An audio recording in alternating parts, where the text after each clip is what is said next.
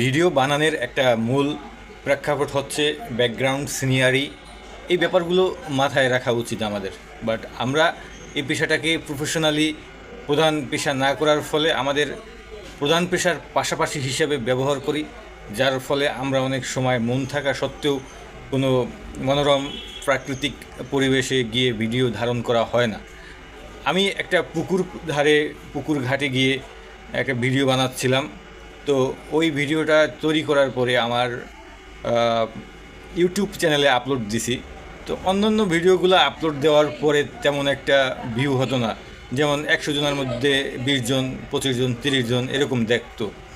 আর ওই পুকুর ঘাটে গিয়ে যে ভিডিওটা ধারণ করেছিলাম, ওই ভিডিওটা দেখে আমার চোখ কপালে ওঠার পালা। মানে প্রতি 100 জন মানুষের ভিতরে 85 জন, 90 জন এরকম দেখছে, এবং গড় এটা ওয়াচ টাইম প্রায় 1 মিনিট পর্যন্ত। ভালোই লাগছে। অনেক দিন পর একটা ইউনিক ভিডিও বানিয়ে ইউটিউবে আপলোড করছিলাম। তো ওই ভিডিওটা সত্যি বলতে আমার অনেক শরম লাগছিল যে আমি ফেসবুকে আপলোড করব কি করব না। আসলে আত্মীয় স্বজন শুভাকাঙ্ক্ষীরা দেখলে কি বলবে না না বলবে, সেই জন্য ওই ভিডিওটা আমি আপলোড করি নাই।